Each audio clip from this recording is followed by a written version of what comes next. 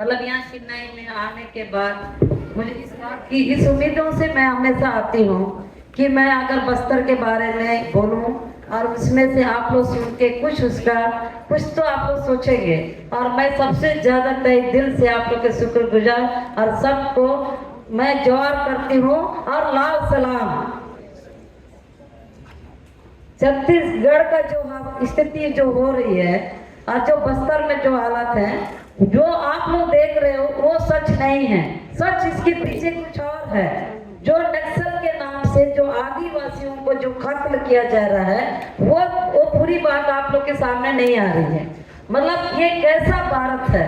हम भारत देश में रहने के बाद भी हमारा क्या बस्तर इस भारत का हिस्सा नहीं है क्या? आप सबको जानने की जरूरत, आप सबको समझने की जरूरत। बस्तर में कौन है?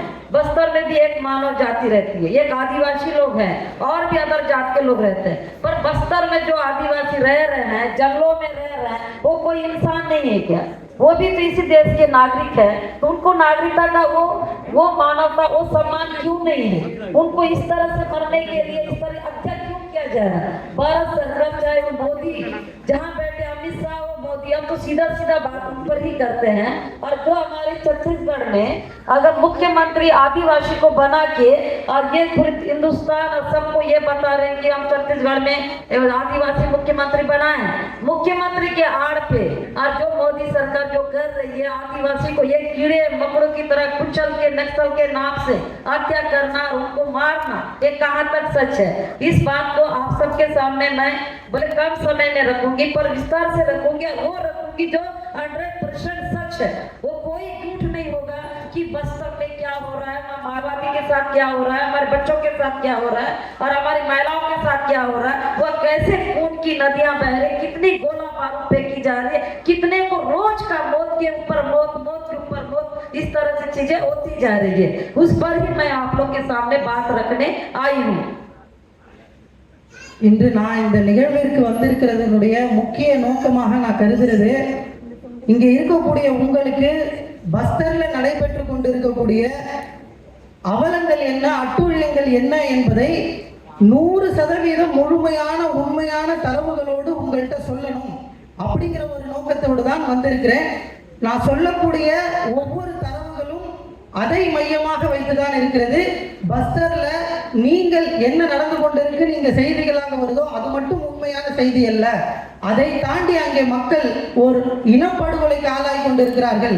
அங்கே அரசாங்கம், இப்போது இருக்கக்கூடிய அமித்ஷா, மோடி போன்றவர்கள் எல்லாம் அவர்களை எப்படி அநியாயமாக கொலை செய்து கொண்டிருக்கிறார்கள். இந்த நாட்டில் மக்களாக ஏனைய ஒரு இந்திய குடிமகனுக்கு கிடைக்கக்கூடிய எந்த ஒரு உரிமைகளில் இருந்தும் அவர்கள் எப்படி வேறுபாடோடு நடத்தப்படுகிறார்கள் என்பதை சொல்லுவதற்காக வந்திருக்கிறேன். பஸ்தர்ல இருக்கக்கூடிய ஒவ்வொரு ஆதிவாசிகளும் ஒரு மனிதர்களை போல அல்லாமல் ஒரு பூச்சிகளாக, ஒரு சின்ன ஒரு எறும்பு மாதிரியாக தான் நடத்தப்படுகிறார்கள். அதற்கு என்ன முக்கியத்துவம் கொடுக்கப்படுமோ ஒரு காட்டுல, அந்த மாதிரியான ஒரு முக்கியத்துவம் தான் அந்த மக்களுக்கு கொடுக்கப்படுது. அவர்கள் எப்படியெல்லாம் இன்னல்களுக்கு ஆளாகிறார்கள் என்பதனை உங்களுக்கு 100% கொண்டு வந்து சேர்ப்பதற்காக, அந்த விஷயங்களை சொல்லுவதற்காக நான் பஸ்தரின் முழு தகவலை சொல்வதற்காக வந்திருக்கிறேன்.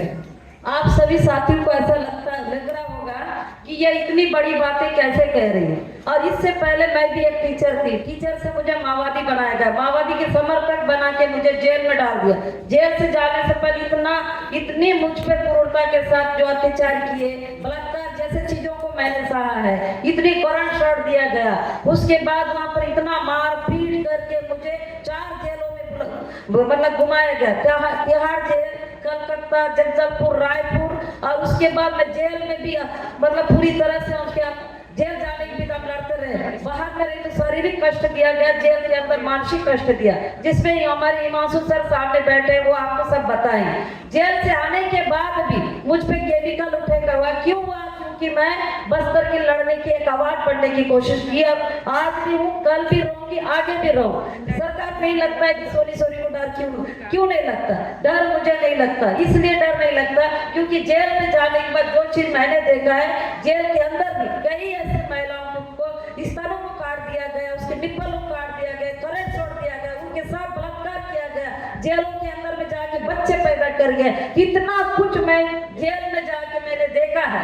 उसके बावजूद मेरे अंदर एक अलग जोश, अलग क्रांति, अलग चीज आई। ये किताबों से नहीं आई, ये जेल की जिंदगी ने मुझे दिया है। तो मैंने जेल में रहते एक ही चीज सोचा है, हम जब तक जिंदा रहेंगे तो हमारे बस्तर भारत के जो ऐसे नागरिक, ऐसे दलित, ऐसे समाज के लिए हम हमेशा लड़ेंगे। और बस्तर के सिवाय पूरे भारत देश के लिए उन अल्पसंख्यक के जो दलित है, चाहे उसे मुस्लिम की बात हो तो दलित, आदिवासी, सब के लिए हमारी आवाज, क्योंकि भारत देश में हम ही इतना शोषित जो मतलब जुल्म शहर है। इससे हमको ताकि जेल ना जाती तो शायद मैं इतना ज्यादा मेरे अंदर वो ताकत और वो क्रांति, वो चीज नहीं आती है। और ये शरीर तो एक जिंदा लाश है, लेकिन वो जिंदा लाश बन के आप लोग के सामने आती है। ताकतवर से हमेशा छत्तीसगढ़ की पुलिस एक तरफ, हम एक तरफ, इस तरह से वहां पर आप लड़ाई करते हैं। நான் பஸ்டருக்காக போராடி அந்த மக்களின் உரிமைகளுக்காக குரல் கொடுத்து என்னை அதற்காக சிறையில தள்ளினாங்க, ஜெயில வைத்து சித்திரவதை செய்தார்கள்.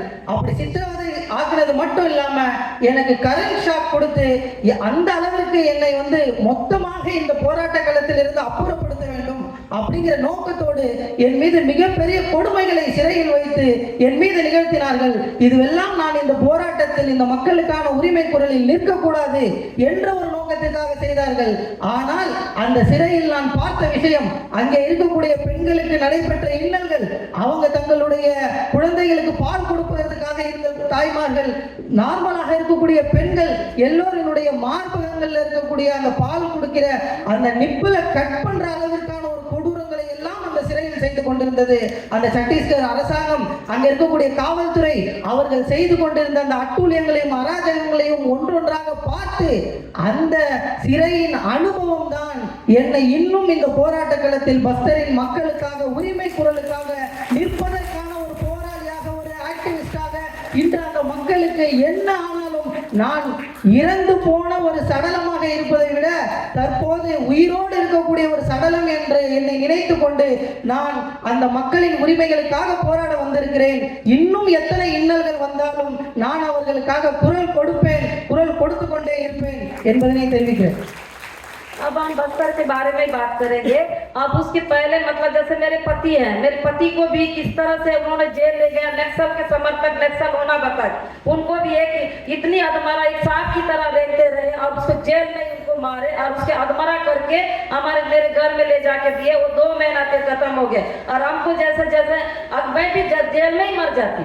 अगर मेरे गुप्तांगों में इतने पत्थर डाल दिया गया था, अगर मैं चिट्ठी, छोटी सी चिट्ठी अब मैं हिमांशु सर को नहीं लिखती और वो चिट्ठी आप लोग तक नहीं पहुंचता, पूरे देश तक नहीं पहुंचता, उस तरह से पहुंचने की वजह से मैं वो चिट्ठी के कारण जब देश भर में केएमपी और सुप्रीम कोर्ट का जो आदेश हुआ, जो कलकत्ता इलाज हुए, तो उसके वजह से वहां मेरे पत्थर निकाले गए। और वो चिट्ठी मैंने इसलिए लिखा था कि शायद मैं अब जिंदा नहीं रहूंगी, क्योंकि ये उस यांगों में इस तरह से पत्थर डालेंगे प्राइवेट पार्ट से, मैं तो कैसा है, कुछ पत्थर निकल गए थे, कुछ अंदर हो गए थे, तो मैं नहीं बच पाती, क्योंकि मैं चल भी नहीं पाती थी, इतनी हालत खराब कर दी थी पुलिस।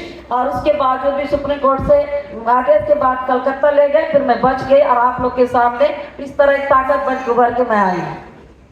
நான் சிறையில் மிக கொடூரமான இன்னல்களுக்கு ஆளாகி அங்கே இருக்கும் பொழுது நான் ஹிமான்ஷு சார் அவர்களுக்கும் இன்னும் பொதுமக்களுக்கும் ஒரு கடிதத்தை எழுதியிருந்தேன். அந்த கடிதத்தின் வாயிலாக வெளி உலகுக்கு தெரிய வந்து நான் தற்போது இங்கே நின்று கொண்டிருக்கிறேன். அந்த கடிதத்தை நான் எழுதியதன் வாயிலாக நான் உள்ளே நடந்த இன்னல்களை என்னால் நடக்க கூட முடியாத அளவிற்கு, தவழ்ந்து செல்லக்கூடிய அளவிற்காக என்னுடைய கால்களில் மிகப்பெரிய காயங்களை ஏற்படுத்தியிருந்தார்கள். இந்த இன்னல்களை எல்லாம் நான் தெரியப்படுத்தியதன் நோக்கமாக, அது கொல்கத்தாவுக்கு சென்றதன் காரணமாக, நீதிமன்றங்களுக்கு தெரிய வந்ததன் காரணமாக இன்று நான் வெளியே உங்கள் முன்னால் நின்று இதை பற்றி பேசிக் கொண்டிருக்கிறேன். अब आगे की बात है, आप उसमें दिखाएंगे, मैं वही सच बोलूं, वही सच बताऊंगी जो चीजें बस्तर में हो रही है। अब जो 2024-25 में कैसे कागज युद्ध बना के कैसे हमारा आदिवासियों को काटना किया जा रहा है, पूरे देश में ये बातें बताई जा रही है। अब उसको, उस सच को आप लोग के सामने दिखाते हुए मैं हर विश्लेषण बताऊंगी कि क्या हुआ था। பஸ்தர்ல நடைபெற்று கொண்டிருப்பது இதுதான் அப்படின்னு அங்கே இருந்து சொல்லிக் கொண்டிருக்கக்கூடிய அந்த விஷயங்கள் எல்லாம் உண்மை இல்லை. உண்மை என்ன என்பதை ஒன்றொன்றாக உங்களுக்கு தற்போது நான் சொல்லவிருக்கிறேன். அதை பார்த்த பிறகு அங்கே நடைபெற்று கொண்டிருப்பது என்ன என்பது உங்களுக்கு சரியாக புரிய வரும் என்று நம்புகிறேன்.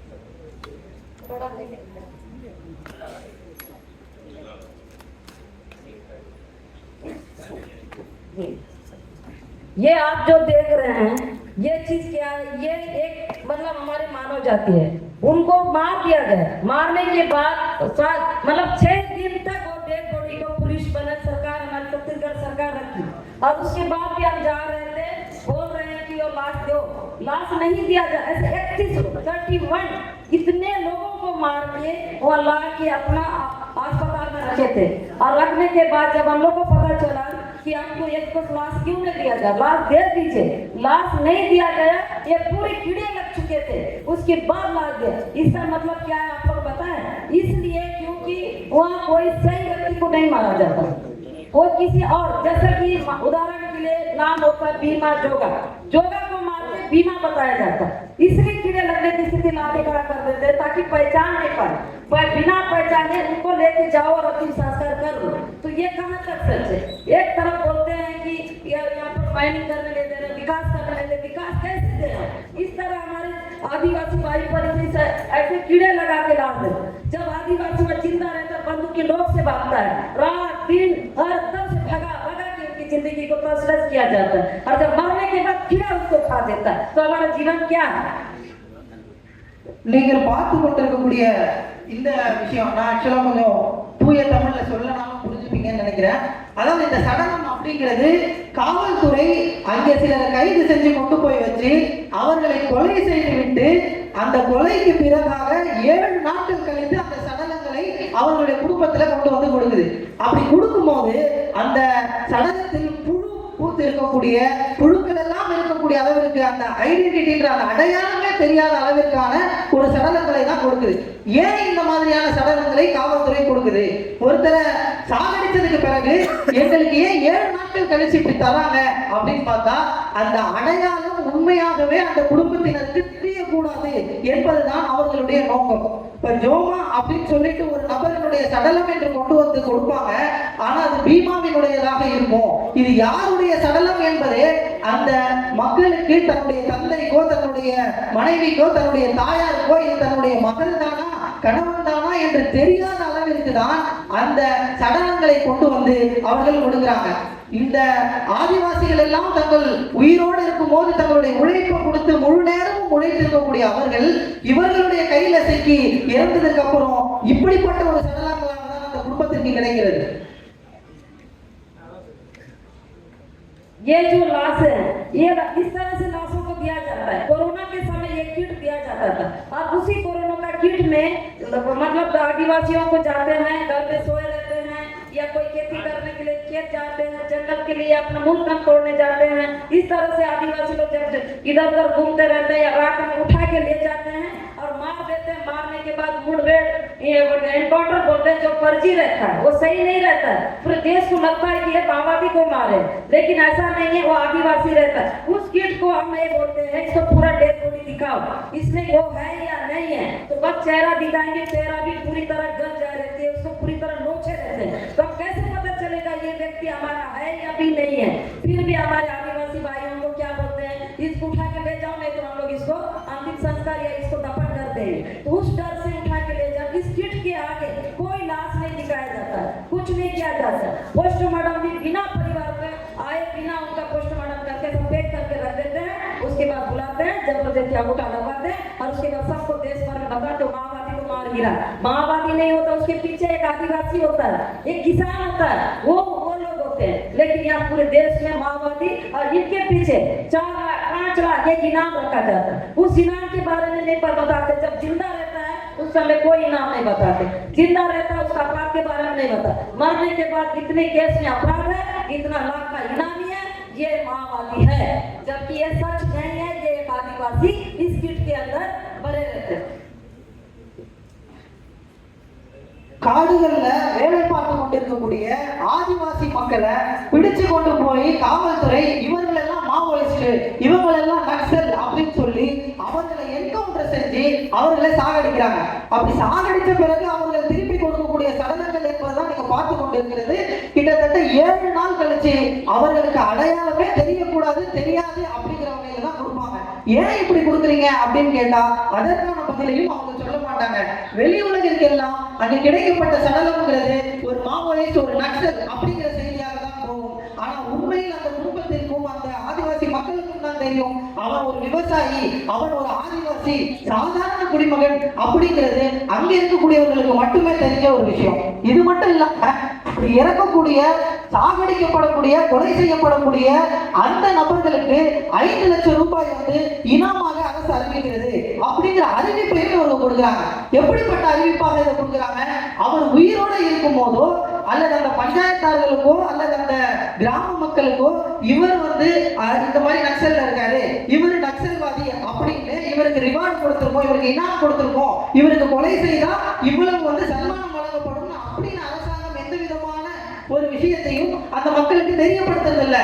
ஆனா பொதுமக்களாக இருக்கக்கூடிய அப்பாவி ஆதிவாசி மக்களை அங்கிருந்து தூக்கிட்டு போய் அவர்களை என்கவுண்டர் செஞ்சு கொலை செய்துட்டு இந்த அளவிற்கான சடலமாக மாற்றி அதன் பிறகு இந்த சடலத்திற்கு 5 லட்சம் ரூபாய் நாங்கள் இனாம் கொடுத்தோம் அப்படிங்கிற அறிவிப்பை இந்த அரசாங்கம் செய்து கொண்டிருக்கிறது. இது எந்த வகையில் நியாயம் என்பதனை நாம் சிந்தித்து பார்க்க வேண்டும். ये भी मतलब हमारे बाढ़ क्षेत्र का है। बाढ़ क्षेत्र ये हमारे नारायणपुर जिले में आता है। वहाँ पर भी बहुत लोगों को मार के लाए थे, जो 6 लोग में से इनको नहीं ला पाए क्योंकि ये जंगल जब मार दिए उस समय हो सकता है जंगल के नीचे खाई में चला गया तो इसको नहीं उठा पाए। अगर इसको भी ले आते ना, ये भी 5 लाख या 6 लाख का इनाम बताते। बाद में गांव के लोगों ने 5 दिन ढूंढा, उसके बाद वो लाश मिली और वह जिसको चाहे उसको मार के लाना है, इनाम बताना है, डेड बॉडी को बाद में गांव वाले को देते हैं। ये जंगल में पड़ी थी लाश। ஒரு 6 நபர்கள் இறந்து போனதாக அறிவிப்பு வந்தது. அந்த 6 பேர் கொலை செய்யப்பட்டவர்களுக்கு இனாம் என்றும் அறிவிப்பு செய்யப்பட்டாச்சு. இனாம் அப்படின்னா சன்மானம். இந்த சன்மானம் அப்படிங்கிறதையும் அரசாங்கம் சொல்லிடுச்சு. ஆனால் 5 நபர்களுடைய சடலங்களை மட்டும்தான் அவர்கள் கொண்டு வந்தாங்க. இந்த ஒரே ஒரு நபர்களுடைய சடலம் கிடைக்கல. காரணம், அவர் கொலை செய்யப்படும் போது அங்க இருக்கக்கூடிய காடுகள்ல வேறு ஒரு இடங்கள்ல விழுந்து போயிருந்திருக்கலாம். அப்படி விழுந்தவர்களுடைய சடலம் கிடைக்காததுனால அங்க இருக்கக்கூடிய மக்கள் தேடி எடுத்த சடலம். ஆனால் இவரை அவர் செத்தாரா இல்ல உயிரோட இருக்காரான்னு தெரியாத சமயத்திலேயே அவர் கொலை செய்யப்பட்டவாறு அவர் கண்டெடுக்கப்பட்டார் அப்படின்னு சொன்னா அவர்களுக்கு சன்மானமாக 5 லட்சம் ரூபாய் கொடுக்கப்படும் அப்படின்னு ஒரு அறிவிப்பை, கொடூரமான அறிவிப்புகளை அந்த அரசாங்கம் கொடுத்து அங்கே அட்டூழியங்களை நடத்தி கொண்டிருக்கிறது. ये जो मां बैठी है, क्यों? ये इसलिए है कि इसके 2 बेटे मारे गए। जो कहते हैं ना, बड़ी बड़ी कंपनियों की बात करती है, अडानी जैसे, जिंदाल जैसे बड़ी कंपनियों की बात मोदी करते हैं, लेकिन इस मां के बच्चे को किसने जान लिया? कंपनी ने। क्योंकि कंपनी और एनएमडीसी जो हमारे यहाँ 80 साल से एनएमडीसी चल रहा है, जो लोहा इस्पात लोहा ले जाता है, वो जो पानी है वो जंगल के पहाड़ के नीचे में वहाँ पर जाल मतलब बह देता है, उसमें दल में फंस के कई मेरे आदिवासी मारे जाते हैं। तो इसके 2 बेटे बाजार आए थे, बाजार से वापस जा रहे थे, उस समय दल में फंस के दोनों बेटा खत्म हुए। वो माँ अपने बेटे को इंतजार कर रही कि मेरा बेटा कब आए, लेकिन उनके पास कहाँ जाते तो मर चुके थे। बाद में 4-5 दिन बाद पता चलता है कि उसके बेटा उस दल में फंस के मर गए। आज भी एक जन का लाश नहीं मिला, एक लाश मिला। और इस जगह पे जहाँ कंपनी खोल के रखा है उसका पूरा लाल पानी, जहरीला पानी पीने के लिए मजबूर करते हैं। एक महिलाएं 8-8, 9-9 बच्चे पैदा कर रही, बच्चे नहीं बचते, बच्चे मर जाते, जिंदा ही नहीं रहते। वहाँ के कान पान के लिए कोई सुविधा नहीं, खेती नहीं होती, कुछ नहीं होता। ऐसा विकास कैसे? और इधर एक तरफ अडानी जैसे लोग, जिंदाल जैसे, और इतना बड़ा यहाँ पर जाने की बात सोचते, तो फिर इनको क्यों मारे? पहाड़ इनका, पहाड़ हमारा, मालिक हम, मालिक है। और अंत में देखो आज वो सर पकड़ के रो रही है, जिस पहाड़ को हम लोग ने दिया 80 सालों से, उस पहाड़ की वजह से हमारे अनगिनत लोग जहरीला पानी पी के मर रहे हैं। तो विकास कैसे? மோடிஜி அவர் அதானி மற்றும் இந்த மாதிரி மிகப்பெரிய கார்ப்பரேட்களை பற்றி பேசுகிறார், தொழிற்சாலைகளை பற்றி பேசுகிறார். ஆனா இங்க இருக்கக்கூடிய இந்த அம்மாவினுடைய 2 மகன்களும் இறந்து போய்விட்டார்கள். அதுல ஒருத்தருடைய சடலம் மட்டும்தான் கிடைச்சது, இன்னொருத்தருடைய சடலம் கிடைக்கல. இவர்கள் எப்படி இருந்தாங்கன்னா அங்க இருக்கக்கூடிய இந்த தொழிற்சாலையினுடைய கழிவுகளால அங்க மிக கொடூரமான நச்சுத்தன்மை மிக்க ஒரு தண்ணீராக அந்த இடம் மாறிவிட்டது. அந்த காட்டுக்குள்ள இருக்கக்கூடிய ஒரு பகுதியில அதை குறித்து அங்க இருந்த அந்த 2 பேரும் வந்து இறந்து போயிருக்கிறாங்க. ஆதிவாசிகளினுடைய பூர்வ குடியாக அவங்க இருக்கக்கூடிய அவங்களுடைய காடு, அதாவது அவங்க சொல்லும் போது எங்களுடைய காடு, நாங்கள் பாதுகாத்த காடு, எங்களுடைய வளம், எங்களுடைய நிலம். ஆனால் இதை இப்படிப்பட்ட நபர்கள் எல்லாம் உள்ளே வந்து விஷமத்தன்மையோடு மாற்றி எங்களை இப்படிப்பட்ட ஒரு சூழலுக்கு தள்ளுகிறார்கள். அதனால் எங்களுடைய உயிர்கள் போகிறது, அப்பாவி பொதுமக்கள் இறங்குறாங்க, பல பேர் 8-9 குழந்தைகளை பெற்றுக்கிறாங்க, ஏன்னா பல குழந்தைகள் உயிர் பிழைக்கிறது இல்ல. அப்படிப்பட்ட சூழல்களை எல்லாம் உருவாக்கி கொண்டிருக்கிறார்கள். மோடி அதானியை பற்றி பேசுகிறாரே, எங்களை பற்றி பேசுகிறாரா? ये एक महिला राजे हुआ, ये वहाँ हमारी इंद्रावती नदी के घाट के उस पर रहती है बुड़का करके। ये महिला घर में खाना बना रही थी, बनाते हुए वो अपना घर में खाना बनाए, पुलिस चारों तरफ घेर दी। उधर से कहने लगी नक्सल आए, नक्सल गांव में क्यों आएंगे, और नक्सल गांव में आए तो वहाँ थोड़ी इतना तो नहीं है कि उस जगह एक युद्ध होगी, लेकिन नक्सल के नाम से पूरा गांव को घेर के पुलिस ने फायर किया। उस समय इस राज्य के ऊपर गोली चली है, अभी वो जिंदा है, बचा लिए हैं। मतलब मैं आप लोग को बताना चाहती हूँ कि जो नक्सल के नाम से हम आदिवासी सब क्या किए, ये वो राज्य उस पर गोली चले, वो जिंदा है, जिंदा है। இந்த புகைப்படத்துல பார்க்கக்கூடிய அவங்க ஒரு வீட்டுல வந்து உணவு சமைத்து கொண்டிருந்த ஒரு பல ஆதிவாசி சாதாரண பெண். ஆனா இந்த பெண் கிட்ட அங்க இருக்கக்கூடிய காவல்துறை ராணுவத்தினர் வந்து இங்க நக்சல்கள் வந்தார்களா அப்படிங்கிற கேள்வி எழுப்புறாங்க. ஊருக்குள்ள வீட்டுக்குள்ள எதற்கு நக்சல் வர போறாங்க? ஆனால் அப்படி வரமாட்டாங்க, அவர்கள் தனியாக ஒரு இடத்துல இருப்பாங்க. அப்படின்னாலும் நக்சல்கள் வந்தார்களாங்கிற கேள்வியை வைத்து இந்த இடத்தில் ஒரு துப்பாக்கி சூடு நடத்தப்பட்டது. அந்த துப்பாக்கி சூட்டுல பாதிக்கப்பட்டவர்களாக, குண்டடிப்பட்டவர்களாக தான் அவங்க இருக்காங்க. ஆனால் அவர் உயிர் பிழைத்திருந்தாலும் கூட இப்படிப்பட்ட கிராமங்களுக்குள்ளாக வந்து அட்டூழியங்களை நடத்தி கொண்டிருப்பதும் நடந்தேறி கொண்டிருக்கிறது. ये जो बच्चे, आप लोगों को क्या लगता है देख के ये बच्चे जब राजे ओयाम के ऊपर जब गोली चली है, उस समय जो फोर्स ने जो रॉकेट लॉन्चर जो बम बारूद जो फेंके हैं, उस समय वो गांव में फेंका हुआ था। हम लोग ने बोला कि भाई हम लोग इसकी जानकारी शासन प्रशासन को भी दिया, मीडिया कर्मी ने भी दिया कि उस जगह में रॉकेट लॉन्चर बम बारूद बेचा, उसको फेंक दिया गया। वो चाहे नक्सल की बात करे चाहे पुलिस की बात, लेकिन पुलिस की दायित्व बनती है, सरकार की दायित्व बनती है उस जगह को सुरक्षित करना, उस जगह का पूरी छानबीन करना, उस जगह को साफ सुथरा करना, उस जगह को, क्योंकि वह एक गांव रहता है, गांव के नागरिक रहते हैं। लेकिन नहीं कि कुछ जिंदा रॉकेट लॉन्चरों को उठाया गया और कुछ हुई जमीन में दलदली में फंस के उसका मिट्टी से दब गया था। जब बच्चे अत्यंत पता सुखा के आ रहे थे, आते आते एक बच्चे को चमकीला दिखा तो बच्चे ने खोदने के बाद उसको निकाला, पत्थर से थोड़े 2 बच्चे इसमें मारे गए। 2 बच्चे इस तरह से होकर तुरंत विस्फोट में मर गए। इसके जिम्मेदार कौन है? हम नक्सल को ठहराए कि सरकार को? किसको ठहराए? आखिर सरकार को जब जानकारी थी, सरकार का दायित्व बनता है ये आदिवासी के बच्चे, इसलिए उसको फर्क नहीं पड़ता मरने वाला को बच्चा आदिवासी क्यों बचाना, पड़े रहना तो नहीं बचा, वो मर गए बच्चे। ऐसे कई बच्चे मारे जाने। இந்த 2 குழந்தைகளும் வந்து அந்த இடத்துல ராக்கெட் லான்ச்சர், இந்த பாம் மாதிரியான விஷயங்களை எல்லாம் கொண்டு வந்து ஏரியாக்குள்ள வைக்கும் போது அங்கே ஒரு இடத்தில் கீழே இருந்துச்சு. ஆனா அந்த அரசு உண்மையாகவே அவங்களை காப்பாற்றணும், அவங்க என்ன சொல்றாங்கன்னா அது நக்சலினுடைய அவர்கள் வைத்திருக்கக்கூடிய எக்ஸ்ப்ளோசிவ்ஸ் அப்படின்னு சொல்றாங்க. ஆனால் உண்மையாகவே அப்படி அவர்களுக்கு அக்கறை இருந்தால் அவர்களை பாதுகாத்து அங்கிருந்து அதை அப்புறப்படுத்திருக்கணும்.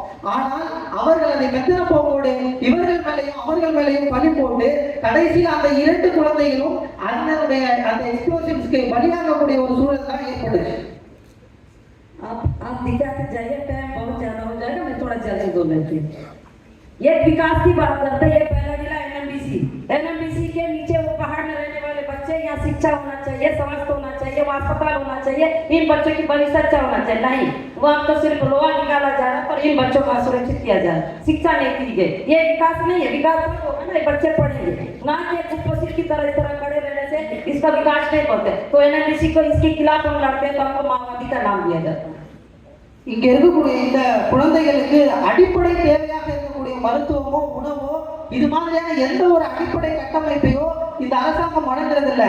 ஆனால் அதெல்லாம் எங்களுக்கு வழங்கப்பட வேண்டும், அது எங்களுடைய உரிமை, எங்களுக்கு கிடைக்கப்பட வேண்டிய அடிப்படை தேவைகள் எங்களுக்கு கிடைக்க வேண்டும் என்ற கேள்வியை எழுப்பி அதற்கான போராட்டத்தை நடத்தும் போது அவர்கள் மீது, போராடுபவர்கள் மீது நக்சல் என்றும் மாவோயிஸ்ட் என்றும் முத்திரை குத்தப்படுகிறது. ये इस घर में ये बीजापुर जिला है और गंगालू क्षेत्र में आता है। इसकी बेटियां सो रही थी घर में, पुलिस का फोर्स ने गई, उसको उठा के बाहर ले गई।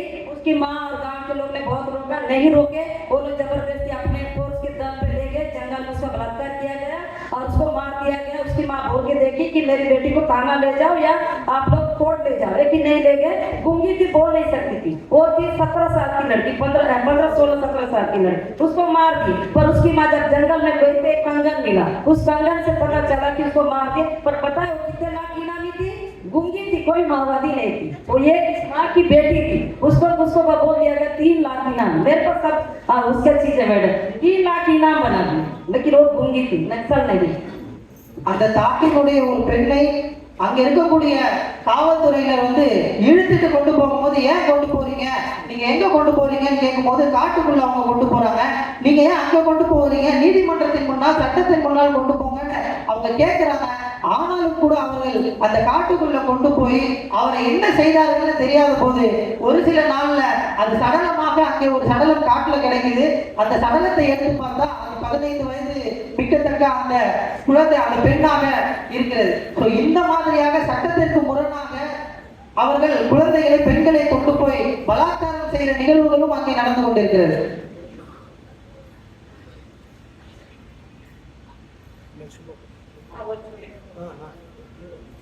ये बच्ची, ये 5 लाख इनामी है। आप लोग को लगता है 2024 से मार दी? ये नारायणपुर जिला है, ये मतलब कांकेर साइड में घटना हुआ था जिसमें 29 माओवादी के नाम से। ये बच्ची कहीं से लगता है माओवादी बन सकती है, लेकिन इस बच्ची को 5 लाख का इनामी, इसको मार दिए, मतलब नक्सल का वर्दी पहना के इसको भी मार दी। ये बच्ची वहां की कैसा है? பழங்குடியின ஆதிவாசி மக்களா இருக்கிற மக்கள்ல இருந்து அங்க இருக்கக்கூடியவர்களுடைய குழந்தைகளை, பெண்களை, பிள்ளைகளை இவங்க தேர்வு செஞ்சு அவங்களுக்கு நக்சல், மாவோயிஸ்ட் மாதிரியான அந்த உடையை அணிவிச்சு அதற்கு 5 லட்சம் ரூபாய் இனாமையும் வழங்கி அவர்களை கொன்று அந்த பணத்தை அவர்களே எடுத்துக்கொள்றாங்க. இதற்கான எல்லா வகையான ஆதாரத்தோடு தான் நான் இதை வந்து சொல்லிக் கொண்டிருக்கிறேன். இந்த குழந்தையை பார்த்தா உங்களுக்கு நக்சல் மாதிரி தெரியுதா, மாவோயிஸ்ட் மாதிரி தெரியுதா? அது ஆயுதமேந்தி போராடுற அந்த குழந்தை மாதிரியா தெரியுது. ஆனால் இந்த குழந்தைக்கு 5 லட்சம் ரூபாயை அவர்கள் சன்மானமாக வழங்கி கொலை செய்திருக்கிறார்கள். இப்படித்தான் ஒவ்வொருவரையும் அவர்கள் மாவோயிஸ்ட், நக்சல்கள் என்று பொதுமக்களை அதில் ஈடுபடாத ஆதிவாசிகளை எல்லோரையுமே அவர்கள் அந்த கட்டமைப்பில் கொண்டு வந்து காட்டி அவர்களை படுகொலை செய்து கொண்டிருக்கிறார்கள். इसको भी मार दिए, मतलब अभी तक टाइम नहीं है। ये यहाँ पर जब 12 आदिवासी को मारे, 12 वो लोग तेरे पत्ता तोड़ने जा रहे थे, वहाँ पर पूरा पुलिस फोर्स आई, उनको मारी। कोई माओवादी है ही नहीं है। उसके लिए हम लोग बहुत दौड़ किए। जिसमें एक बच्चा घायल हुआ था, ये इसको वहीं पर छोड़ के आए और 12 के 12 लोगों को मार दिया, जो आदिवासी ही थे, नक्सल था ही नहीं, और उनको पूरा घेर के मार दिया गया। और पूरे देश भर में क्या बोला, 12 माओवादी को मार दिया। प्रिया का घटना இந்த 12 பேர் மரணமான இந்த விஷயம், இந்த 12 பேருமே வந்து விவசாயிகள், சாதாரண ஆதிவாசிகள் மட்டும்தான். ஆனா இவர்கள் எல்லாம் மாவோயிஸ்டுகள், நக்சல்கள் அப்படின்னு சொல்லி படுகொலை செய்யப்பட்ட நபர்கள். இதுல ஒருவர் கிடைக்கவும் பெறல. ஆனால் இந்த உலகிற்கு, குறிப்பாக இந்த நாட்டிற்கு 12 நக்சல்கள், மாவோயிஸ்டுகள் கொலை செய்யப்பட்டார்கள் அப்படிங்கிற ஒரு செய்தி மட்டும்தான் வெளியே வருது. உண்மையிலேயே அவர்கள் ஆதிவாசிகள் என்ற செய்தி இங்க இருக்கக்கூடிய மக்களுக்கு தெரியப்படுத்தப்படுறதில்லை. के नाम का स्मारक बना है, हम लोग 12 के 12 लोग। ये सिलंगेर में, सिलंगेर तो आपका कई लोगों को पता है सिलंगेर में क्या हुआ। सिलंगेर में हम आदिवासी लोग एकजुट होकर ये पूछ रहे थे, हमारे जमीन में किसको पूछ के आप कैंप ला रहे हो?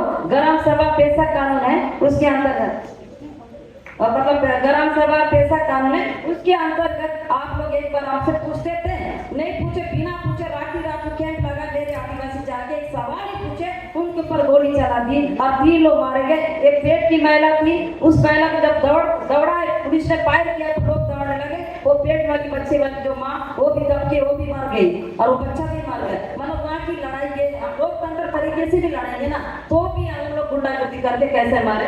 ये तो आदिवासी की लड़ाई थी, वहाँ की हक की लड़ाई थी, फिर गोली क्यों चला? इसमें भी माओवादी का ही नाम है।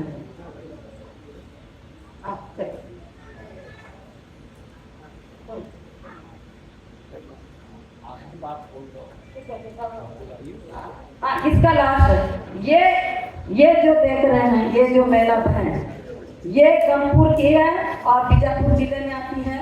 ये बहन घर के अंदर ये अनगिनत महिलाओं के साथ हो रहा है, एक महिला के साथ नहीं हो रहा, लेकिन इसका मैं आप लोग के सामने रख के बता रही हूँ कि वो घर के अंदर थी और साया निकाल के ले गया। गांव वाले सब उसको बचाने की कोशिश की, बंदूक के बट से उनको मारपीट किया गया। उसके बाद कुछ दूरी में ले जाके इसके साथ सब तक बलात्कार किए, जब तक इसका सांस निकल नहीं गया तब तक बलात्कार करके चिल्लाती रही, रोते रही, इतना मदद गिड़गिड़ा के मांगी। क्या कर रहे हैं? बंदूक की नोक के मेरे आदिवासी कैसे लड़ पाएंगे जंगल के अंदर? लेकिन तब तक बलात्कार हुआ जब तक ये मरी नहीं। जब मर गई उसके बाद इसको उठा के सीधा जिले में बांध के लाए और पेपर टीवी में आया 1 लाख की इनामी उन जंगल की मुठभेड़ में मारी गई। जब हम लोग अस्पताल पहुंचने के बाद मैं इसकी बॉडी को देख के पुलिस प्रशासन सीधा बोली सर इसके साथ बलात्कार हुआ है।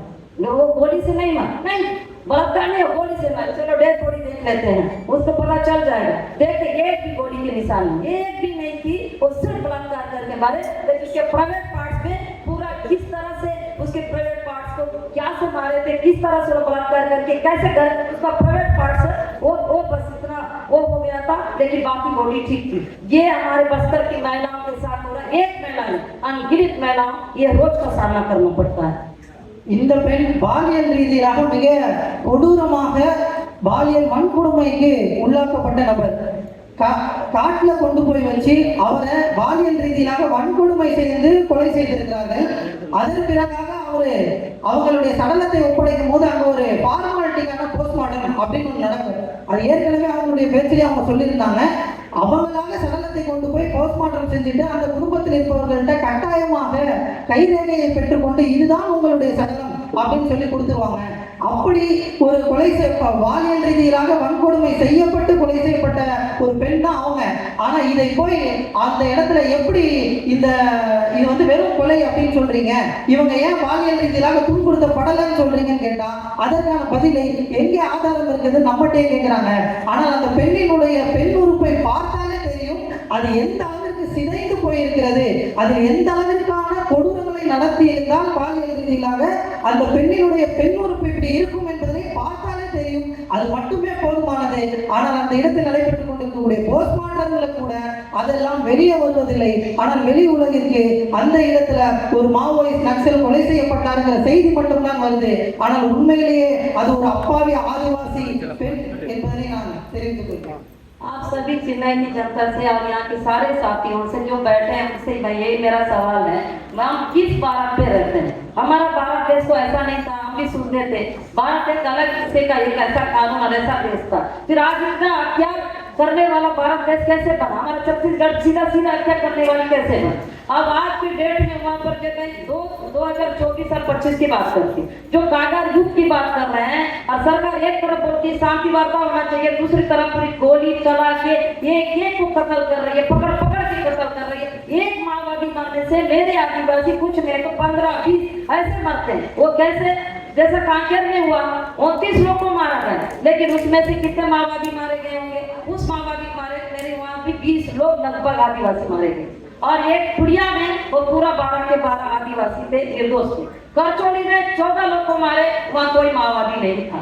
और वैसे गंगपुर में वहाँ भी माओवादी के नाम से मारे, वहाँ 2 माओवादी की बात बता के बाकी गवर्नमेंट थे। नेशनल पार्क में 30 लोग को मारा। मेरा कहना एक नेशनल लीडर को मारना, कितने आदिवासी को मारना? कभी सोनी अगर कोई अपराध करते सोनी को मारने के लिए क्या पूरा बस्तर को आग लगाना पड़ेगा? बस्तर की पूरे जनता को मारना पड़ेगा? नहीं ना, बेरा है तो मेरे से लड़ाई करे ना कि बस्तर से। तो यही हो रहा है। நக்சல் மீது போர் தொடுக்கிறோம், நக்சல்களை ஒழிக்கிறோம் அப்படின்னு சொல்றதா இருந்தா இந்த அரசாங்கம் ஒரு பக்கம் என்ன சொல்லுது, இங்க அமைதி நிலவணும், அதற்காக தான் எங்களுடைய நடவடிக்கைகளை நாங்கள் மேற்கொள்றோம், அமைதி தான் முக்கியம் என்ற பேச்சை பேசுது.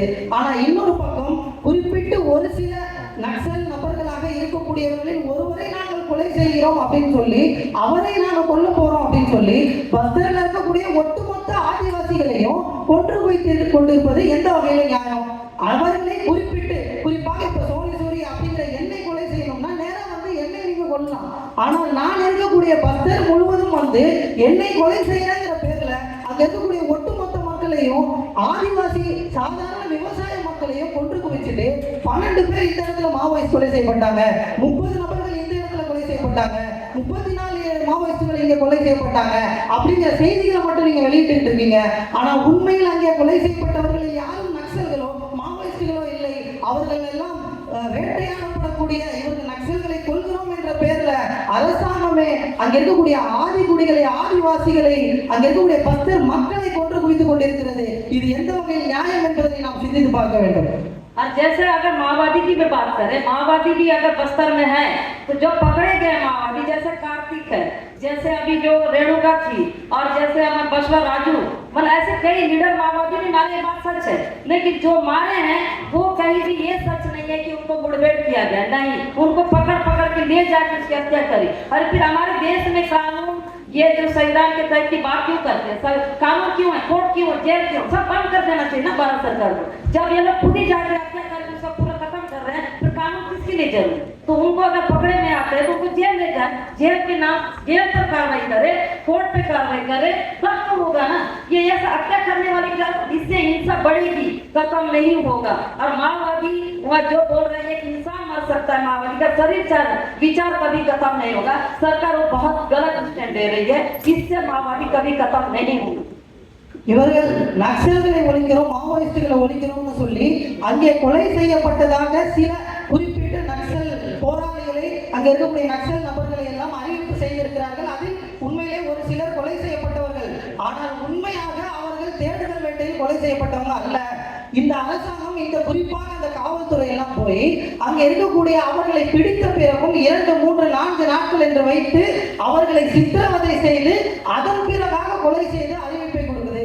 இதுவே இந்த இடத்தில் ஒரு சாதாரண குடிமகனாக இருந்தா, ஏழைய குடிமகனாக இருந்தா அவர்களை என்ன செய்யும்? இந்த நீதிமன்றத்தின் முன்னால் கொண்டு போய் நிறுத்தும், இங்க இருக்கக்கூடிய சட்டத்தின் முன்னால் நிறுத்தும். இந்த நாடு எல்லோருக்கும் ஒன்றானது, இங்க இருக்கக்கூடிய சட்டம், இங்க இருக்கக்கூடிய அரசமைப்பு, இங்க இருக்கக்கூடிய அடிப்படை உரிமை, அது எல்லோருக்கும் சமமானது அப்படின்னு சொன்னா, அங்கே நீங்கள் அந்த நக்சல் குரூப்பை சார்ந்த நக்சல் போராளிகளாக, மாவோயிஸ்டுகளாக இருக்கக்கூடிய அவர்களை நீங்கள் பிடித்தாலும் கூட அந்த சட்டத்தின் முன்னால் கொண்டு போய் நிறுத்த வேண்டியதானே, அந்த நீதிமன்றத்தின் முன்னால் கொண்டு போய் நிறுத்த வேண்டியதானே. ஆனால் அதையெல்லாம் செய்யாமல் நீங்கள் சட்டத்தை கையில் எடுத்து அவர்களை படுகொலை செய்கிறீர்கள். அவர்களை நீதிமன்றத்திற்கு முன்னால் நிறுத்த வேண்டும் என்ற நோக்கம் உங்களிடத்தில் இல்லை, அவர்களை கொலை செய்ய வேண்டும் என்பது மட்டும்தான் உங்களுடைய நோக்கமாக இருக்கிறது. இது நக்சல்களையோ நீங்கள் சொல்ற மாவோயிஸ்டுகளையோ ஒருபோதும் அழிக்காது, அது இன்னும் அதிகரிக்க தான் செய்யும். அதற்கான வழிமுறைகளை தான் நீங்கள் ஏற்படுத்திக் கொண்டிருக்கிறீர்கள் என்பதை தெரியப்படுத்துகிறேன். और एक बात और कि आप सबको लगता है, पूरे देश को लग रहा है, जो इस तरह भारत सरकार, अमित शाह, मोदी और हमारे छत्तीसगढ़ के जो सीएम, जो भाजपा, मतलब मैं किसी पार्टी की बात करके बहिष्कार नहीं कर रहे, लेकिन जो व्यक्ति पार्टी में रह के गलत अपना रीति निकालता इस तरह लड़ेगा तो हम तो बोलेंगे। इसलिए क्योंकि इतनी मानवता का हत्या क्यों करना, और लड़ाई किसके लिए? आप लोग को सबको ये लगता है ना माओवादी की लड़ाई, नहीं, माओवादी की लड़ाई नहीं है, ये आदिवासी की लड़ाई है। आदिवासी की लड़ाई क्यों है? क्योंकि उस पहाड़ों में, उस जंगलों में कौन रहता है? आदिवासी रहता है। वो जंगलों को खाली कैसे करेगा? खाली नहीं कर पा रही है ना सरकार, इसलिए माओवादी के नाम से मारे। क्योंकि हमको भी एक एक्ट दिया गया है, ग्राम सभा पेशा कानून, पेशा कानून के अंतर्गत में आगा जिंदगी में सरकार हमारा जमीन कभी ले ही नहीं सकती, उससे चुनौती दे भी नहीं पा रही है। इसलिए हमको वोट के घाट उतार के उन पहाड़ों को लेके, उन जंगलों को लेके, उन माइनिंगों को लेके बड़े बड़े पूंजीपति लोगों के लिए यही ये कर रहे, उनकी दलाली कर रही है। पूंजीपति लोगों को दलाली करने के वजह आम आदिवासी हमारे लोगों को छीन के, पहाड़ों को छीन के उनको देने की कोशिश कर रहे। लेकिन जब तक हमारे आदिवासी जिंदा रहेंगे, ये आदिवासी अपने लिए नहीं लड़ रहे, पूरे देश के लिए लड़ रहे। आदिवासी जिंदा है तो जंगल, पहाड़, ये सब जिंदा। अगर आदिवासी नहीं है तो जंगल नहीं, उस दिन इस देश का विनाशकार देखोगे, क्योंकि कोई पर्यावरण नहीं रहेगा। क्योंकि दोनों रिश्ता आदिवासी और पर्यावरण का एक है। अब एक दूसरे का एक रिश्ता है, ये रिश्ता पहाड़ है तो आदिवासी, आदिवासी है तो पहाड़, इस तरह के रिश्ते हैं। जिस दिन आदिवासी मरेंगे जंगल नहीं रहेगा, जंगल नहीं रहेगा तो आदिवासी नहीं रहेगा। उस दिन देश का विनाशकार आप सबको देखने को मिलेगा कि कैसा देश विनाश होता है। இந்த போராட்டம் அப்படிங்கிறது இந்த நாட்டிற்கு எப்படி தெரியப்படுத்தப்படுதுன்னா, நக்சல்களுக்கும் அரசாங்கத்திற்குமான போராட்டம். அங்க இருக்கக்கூடிய மாவோயிஸ்டுகள் போராடி கொண்டிருக்கிறாங்க, அவங்க இந்த அரசுக்கு எதிராக போராடி கொண்டிருக்கிறாங்க அப்படிங்கிற செய்தியை இந்த நாட்டின் ஏழைய மக்களுக்கு சொல்லி கொண்டிருக்கிறாங்க. ஆனா அது உண்மை இல்லை. உண்மையிலேயே இந்த சண்டைங்கிறது நக்சல்களுக்கும் அரசாங்கத்திற்குமானது அல்ல, ஆதிவாசிகளுக்கும் அரசாங்கத்துக்குமானது. ஏன் அப்படின்னா அங்க இருக்கக்கூடிய காடுகள் அந்த பூர்வகுடி மக்களான ஆதிவாசி மக்களான அவர்களுடைய காடு, அவர்களுடைய நிலம், அவர்களுடைய வளம், இவை அனைத்தையும் அவர்களிடமிருந்து பிடுங்கி கார்பரேட்டுகளுக்கும் மிகப்பெரிய அதானிகளுக்கும் அம்பானிகளுக்கும் மாதிரியான நபர்களுக்கு கொடுக்க இந்த அரசாங்கம் திட்டமிடுது. அதற்காக அவர்களை கொலை செய்து அதற்காக அவர்களை கொன்று குவிக்க வேண்டும் என்று நினைக்குது. இதனால் அந்த ஆதிவாசி மக்கள் அந்த காடுகளை பாதுகாக்க வேண்டும் என்பதற்காக போராடுகிறார்கள், எதிர்ப்பு குரலை கொடுத்து கொண்டிருக்கிறார்கள். உண்மையில் இது இந்த நாட்டின் ஒரு பகுதியை சார்ந்த பூர்வக்குடியாக இருக்கக்கூடிய ஆதிவாசி மக்களுக்கும் அவர்களுடைய நிலத்தை பாதுகாப்பதற்காக அரசாங்கத்திடம் போடக்கூடிய ஒரு சண்டை தானே தவிர இதை வெறும் நக்சலுக்கும் அரசாங்கத்துக்கும் மாவோயிஸ்டுக்கும் அரசாங்கத்துக்கும் நடக்கிற சண்டை அப்படின்னு சுருக்கிவிட முடியாது. இந்த காடு எப்போது வரை இருக்கிறதோ அப்போது வரை தான் அந்த ஆதிவாசிகள் இருப்பாங்க, அவங்க பழங்குடியினர் இருப்பாங்க. அந்த பழங்குடியினருக்கும் ஆதிவாசிகளுக்கும் அந்த காடுக்கும் இருக்கக்கூடிய பிணைப்புங்கிறது அவ்வளவு ஒரு ஆத்மார்த்த பந்தமானது. அதை பிரிக்கணும், அதை புடுங்கி இன்னொரு இடத்துல கொடுக்கணும் அப்படின்னு இந்த அரசாங்கம் நினைக்கும்னா ஆதிவாசிகள் அவர்களுடைய வளத்தையும் நிலத்தையும் பாதுகாப்பதற்காக கடைசி வரை களத்தில் நின்று போராடி கொண்டுதான் இருப்பார்கள் என்பதை உறுதியாக தெரிவித்துக் கொண்டேன். आप सबसे मेरे निवेदन है कि बस्तर को बचाना है तो बस्तर आप लोग आइए। आप सबका बस्तर है, हमारा ही नहीं है। उस बस्तर में कैसे कभी संप्रदाय कैसे है, अगर आदिवासियों पर आज इतनी कुर्बानियां दे रहे, अभी से नहीं बरसों से दे रहे हैं। आदिवासी को क्या चाहिए? आदिवासी को चाहिए जंगल। नक्सल के नाम से नक्सल की बात करके आदिवासी को खत्म कर रहे हैं। ये युद्ध को रोकने के लिए हम सबको एक होनी पड़ेगी और आप सबका कर्तव्य, आप सबका ये मतलब ये कर्तव्यता है कि आगे आप लोग आइए, हम आपके साथ हैं, आप हमारे साथ रहे। क्योंकि अगर कई देश विदेश में लड़ाई होती है, जहां होती है तो वहां पर एक फोकस होकर वो ध्यान दिया जाता है, लेकिन एक बस्तर भारत के अंदर बस्तर जल रहा है, बस्तर बारूदों का ढेर हो चुका है, खून की नदी बह रहा है, वहां पर क्यों नहीं आना चाहिए? आप लोग को सबको आने की चाहिए। वहां रोका जा रहा है, वहां पर भारत सरकार जाने नहीं देती है, छत्तीसगढ़ सरकार जाने नहीं, उन सबको चुनौती करके बस्तर बचेगा तो भारत बचेगा, भारत को बचाना है तो बस्तर को बचाना है। क्योंकि ये दोनों चीजें इसलिए जरूरी है, जब क्योंकि अगर ये नहीं करेगा एक दिन पूरा हम लोग को पूरी मौत की घाट उतार के सबको हड़पेंगे, उस दिन बहुत ज्यादा वो हो गया। तो आप लोग भी आने वाले पीढ़ी को क्या जवाब दोगे? हम पर्यावरण को बचा नहीं पाए, पर्यावरण ही हमारे को जिंदा रखता है और आप सबको बस्तर आने की जरूरत है। हम स्वागत करते हैं बस्तर के लिए और हर दर्द हर चीज से लड़ रहे हैं और हम लड़ेंगे, जब तक रहेंगे लड़ेंगे। और आज मैं यहाँ आई हूँ, पुलिस को पता चल चुका है, पुलिस बैरिकेड कल या परसों आके मुझे बोली, खैर उससे फर्क नहीं पड़ता क्योंकि हमारी लड़ाई पूरी हिंदुस्तान से बस्तर से है और सबसे लोग से, हम उससे पीछे कभी नहीं हटे। जेल अगर 10 बार भेजे तो 10 बार जाएंगे, 10 बार मोड़ देंगे, जब तक जिंदा रहेंगे हम लड़ेंगे। लेकिन आप सबसे मेरा निवेदन है, आप सब बस्तर आइए, बस्तर बचेगा तो भारत, भारत बचेगा तो बस्तर। நான் உங்க எல்லாருக்கும் ஒரு அழைப்பை இப்ப கொடுக்கிறேன். நீங்க எல்லோரும் பஸ்தருக்கு வர வேண்டும், பஸ்தரை பற்றி பேச வேண்டும் அப்படிங்கிறது தான். இந்த நாட்டின் ஒரு பகுதியாக அந்த இடம் இருக்கிறது, அது ரத்த காடாக ரத்த ஆறாக ஓடிக்கொண்டிருக்கக்கூடிய இந்த நாட்டின் சக சகோதரன் அங்கே கொன்று குவிக்கப்பட்டு கொண்டிருக்கும் போது அதை பற்றி பேசுவதற்கு இங்கே யாருமே இருக்க மாட்டாங்களா அப்படிங்கிற ஒரு எண்ணம் வரும். நீங்கள் எல்லோரும் பஸ்தரை பற்றி பேச வேண்டும், நீங்கள் பஸ்தரை பற்றி பேச வேண்டும், நாங்கள் உங்களை பற்றி பேசுவோம். நாம் எல்லோரும் சேர்ந்துதான் இந்த நாட்டை காப்பாற்ற வேண்டும். வருங்கால எதிர்காலம் அப்படிங்கிறது அப்போதுதான் நம்மளுடைய அடுத்த தலைமுறைக்கு ஒரு பாதுகாப்பான ஒரு நாட்டை நாம் கொடுத்து விட்டு போக முடியும். எனவே இந்த பஸ்தரை பற்றி நீங்கள் பேச வேண்டும். நான் இந்த கூட்டத்திற்கு வருகிறேன் என்று சொன்ன போதும் கூட 2 நாளைக்கு முன்னாடி அங்க காவல்துறை வந்து என்னிடம் பேசினார்கள். ஆனால் அதனால் எனக்கு எந்த கவலையும் கிடையாது. ஏனென்றால் பஸ்தர் பாதுகாக்கப்பட வேண்டும். பஸ்தர் பாதுகாக்கப்பட்டால் தான் நாடும் பாதுகாக்கப்படும். நாடு பாதுகாக்கப்பட வேண்டும் என்றால் நீங்கள் எல்லோரும் பஸ்தரை பற்றி பேச வேண்டும், பஸ்தருக்கு வர வேண்டும், பஸ்தருக்காக குரல் கொடுக்க வேண்டும். நன்றி. அடுத்ததாக பொதுநல மாணவர் எழுச்சி இயக்கத்தின் சார்பில் தோழர் வளர்மதி அவர்களை உரையாற்றுமாறு அழைக்கிறேன்.